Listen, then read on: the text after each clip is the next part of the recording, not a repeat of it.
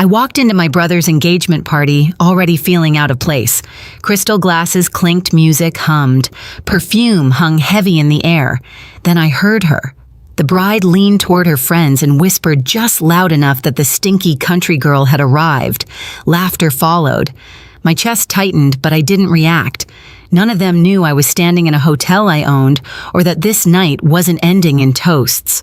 Before I get into what happened next, tap like and tell me where you're listening from and if you've ever been quietly underestimated, because what happened after that whisper changed everything forever. My name is Peyton Burns. I'm 32, and for most of my life, I've learned how to take up very little space. I speak softly. I listen more than I talk. I wear simple clothes that don't announce anything about me, not because I lack confidence, but because I learned early that being underestimated can be safer than being noticed. I grew up in a small town where everyone knew everyone else's business. My older brother Ethan was the star. Teachers loved him. Neighbors praised him. My mother Margaret built her pride around him without ever meaning to hurt me. It just happened. At the dinner table, his achievements filled the room. Mine were met with polite nods, like background noise. The only person who truly saw me was my grandmother. She had a way of holding my hand a second longer than necessary, like she was grounding me in the world. When I was a teenager, she told me I was a builder. Not of houses or things, but of stability. She promised me a necklace that had been passed down through the women in our family. She said it would be mine one day because I would need the reminder more than anyone else. I left home at 18 with a single suitcase and no goodbye party. I worked whatever job I could find, starting at the very bottom in hotels. Long hours, sore feet, quiet nights eating takeout alone. Over time, I moved up. I learned how everything worked. I saved. I invested carefully. I didn't tell my family. They never asked. For years, I sent money back anonymously. Payments, bills, repairs, medical costs. I didn't want credit. I just wanted them to be okay. So when the invitation to Ethan's engagement party arrived late and almost as an afterthought, I still went. Part of me hoped things had changed, that maybe this time I would walk into a room and feel like I belonged. Standing in that ballroom, though, watching my mother beam beside Ethan and his fiancée, I realized I was still the afterthought. I just hadn't admitted it yet. I tried to disappear into the edges of the room. That's a skill you develop when you grow up knowing you're tolerated, not celebrated. I stood near a tall table, fingers wrapped around a cold glass, watching the party move around me like I wasn't part of it. My mother floated from group to group, smiling too wide, telling the same stories about Ethan. Every sentence started with his name. When she finally noticed me, her smile tightened. Her eyes dropped to my jeans and boots, then back to my face. She leaned in and asked quietly but pointedly if I'd considered wearing something more appropriate. She said Ethan's fiancé came from a refined family, stressing the word like it was a correction. I told her I came straight from work. She sighed the same tired sigh she'd used my whole life and turned away before I finished the sentence. That's when I saw it. The necklace.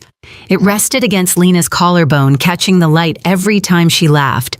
The delicate chain, the small familiar pendant, my grandmother's necklace, the one she'd promised to me while squeezing my hand in a hospital room that smelled like antiseptic and fading hope. My stomach dropped so hard I felt dizzy. I watched Lena move through the crowd, graceful and polished, accepting compliments like they were owed to her. The necklace looked wrong on her, not because she didn't look good, but because it didn't belong there. I was still staring when she found me.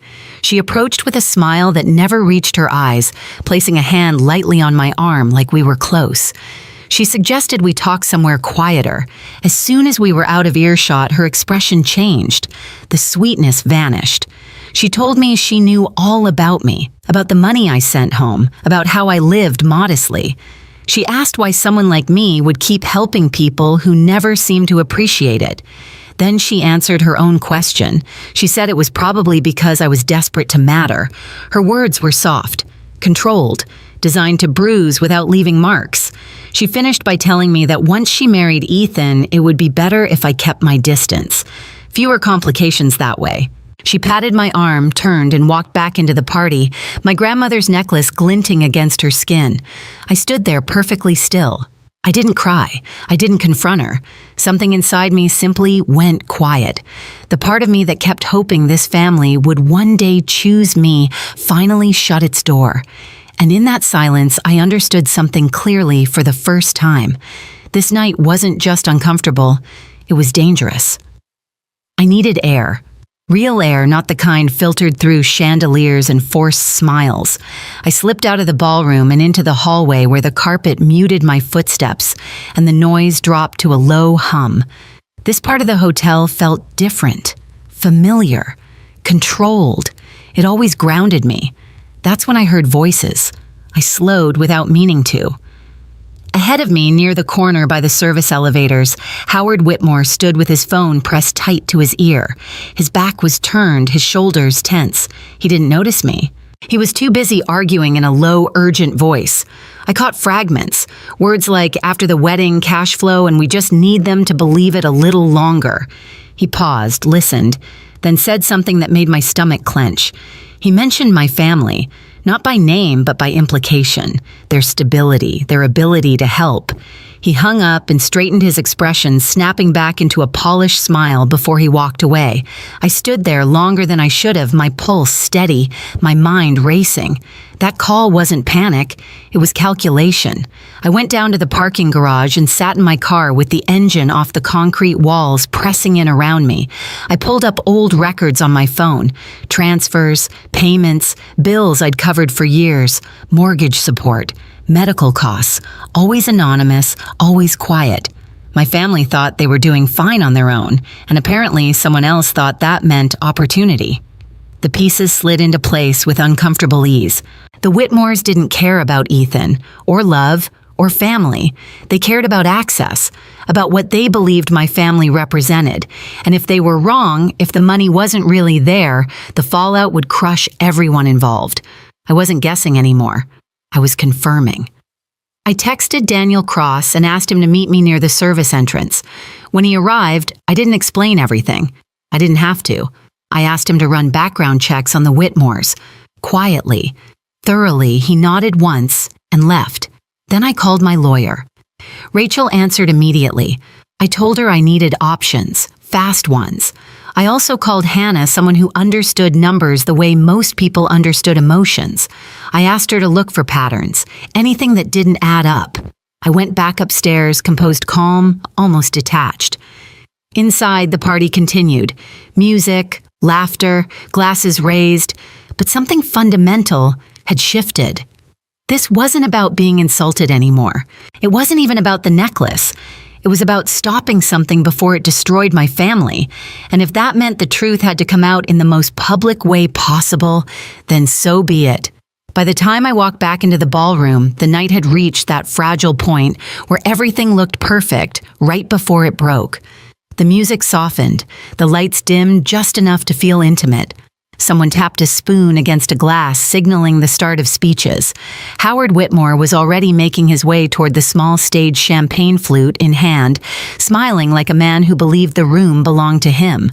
Lena stood beside Ethan, her hand looped through his arm, my grandmother's necklace resting exactly where it shouldn't have been. My mother sat near the front, beaming, unaware that the ground beneath her chair was about to disappear.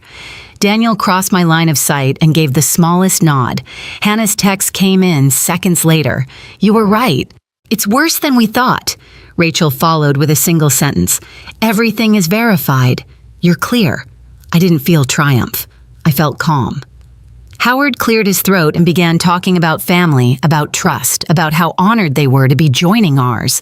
His voice carried confidence practiced over years of telling people what they wanted to hear. He raised his glass toward Ethan and Lena and spoke about legacy, about building something lasting together. That was my cue. I sent one word to Daniel. Now. The screens behind the stage flickered. A few guests laughed, assuming it was a glitch. Then the slideshow of engagement photos vanished, replaced by a stark white page filled with official-looking text. The room went quiet in stages like a wave rolling through a stadium. Howard's smile froze. The document on the screen showed a financial summary. Clean, simple, names highlighted, numbers rounded, payments flowing into places they shouldn't have. Another page followed. A different state. the same pattern, then a third, and a fourth. The room filled with murmurs as people leaned forward trying to make sense of what they were seeing. Howard stammered into the microphone, calling it a mistake, a technical issue. He motioned frantically toward the booth. No one moved. The next image appeared, a photo of Lena, younger, different hair, different name beneath it. She went still. The color drained from her face as quickly as if someone had pulled a plug. Elaine Whitmore reached for Howard's arm, whispering urgently, but there was nowhere left to hide. The documents kept changing. Reports, summaries, patterns anyone could follow if they were willing to look. Ethan turned to Lena, confusion written across his face. He searched hers for reassurance and found none. My mother looked between them, her smile gone, her hands clasped too tightly in her lap. I stepped forward, then the sound of my boots against marble cutting through the silence. Conversations died mid-sentence. Heads turned. I felt hundreds of eyes land on me, some recognizing me for the first time all night. Daniel's voice came through the speakers, steady and professional, introducing me not as a guest, but as the person responsible for the room they were standing in. I took the microphone gently from Howard's hand. He didn't resist. "I'm sorry to interrupt," I said, my voice even, "but I think everyone deserves to know what they're celebrating." Lena finally found her voice. She accused me of lying, of being jealous, of trying to ruin her happiness because I couldn't stand being on the outside. Her words came fast, sharp, desperate. I didn't argue. I didn't raise my voice. I simply gestured to the screens. "These records were reviewed by professionals," I said. "They show a pattern of taking money under false pretenses, moving it through accounts, and leaving others to deal with the consequences. The names may have changed. The structure didn't." Howard tried to step away. Security blocked him calmly, firmly. Elaine began to cry, insisting there had been a misunderstanding, that everything could be explained. "That's exactly what this is for," I said quietly. The doors at the back of the ballroom opened. A woman in a dark suit walked in, badge visible, her presence cutting through the room like a blade. She wasn't rushed. She didn't need to be. Two others followed her. She introduced herself and stated clearly and without drama that there were ongoing investigations connected to the information displayed. She asked Howard and Elaine to come with her. Howard's confidence collapsed in real time. His shoulders sagged. His voice cracked. He tried to say my name like it was a plea. Lena turned to Ethan, her grip tightening on his arm. She begged him to believe her, to remember what they had, to not let his sister do this. Her voice broke raw and frightened. Ethan looked at her for a long moment. Then he stepped back. "I don't know who you are," he said quietly. "I don't think I ever did." Something in Lena snapped. She screamed, accusing me of destroying everything, of being exactly what she'd called me earlier. She lunged forward, but security intercepted her easily. As they guided her away, the necklace slipped from her neck and hit the floor with a sound far louder than it should have made. The room felt hollow after they were gone. I picked up the microphone one last time. "The food is paid for," I said. "The bar will stay open. You're welcome to stay or leave as you choose." Nervous laughter rippled through the crowd. The DJ hesitated, then started the music again, softer than before. I walked over to my mother and showed her my phone. Transfers, payments, bills. Years of support she'd assumed came from someone else. She stared at the screen, then at me, her expression folding inward. Ethan found me near the bar later. He didn't speak at first. When he finally did, it was to say he was sorry. Not loudly, not dramatically, just honestly. I held my grandmother's necklace in my palm, its weight familiar grounding. The party didn't end with cheers or applause. It ended with truth, and that I realized was far more powerful. The days that followed felt quieter, like the world had exhaled after holding its breath too long. The investigations moved forward without drama. There were statements, meetings, careful language. Consequences unfolded the way they always do when truth is finally allowed to stand on its own. Ethan came by a few days later. No excuses, no speeches. He looked smaller, somehow stripped of the certainty he'd worn his whole life. He told me he kept replaying the signs he'd ignored. I told him healing doesn't start with explanations. It starts with listening. He nodded like that was something new to him. My mother called after that. Her voice didn't carry authority this time. It carried weight. She said she hadn't known. I told her that wasn't the same as not being responsible. I showed her the records again, the payments, the bills, the years I'd stayed invisible so no one would feel indebted to me. She cried quietly, not to be forgiven, but because something had finally broken open. The necklace came back to me without ceremony. I didn't put it on right away. I held it for a long moment, instead, feeling the cool metal settle into my palm like a promise kept, even if it arrived late. We didn't fix everything, not even close, but the pretending stopped, and that mattered more than apologies. Some endings aren't clean, they're honest, and honesty, I've learned, is the first real step toward peace. A few weeks later, I hosted a small breakfast at the hotel. A young woman from a rural town sat at the table, nervous, unsure if she belonged. I made sure she did. Watching her listen, learn, and slowly relax reminded me why I stayed quiet for so long and why I don't have to anymore. If you've ever been underestimated, overlooked, or made to feel small by your own family, you're not alone. Share your story in the comments, and if this resonated with you, subscribe so you don't miss what comes next.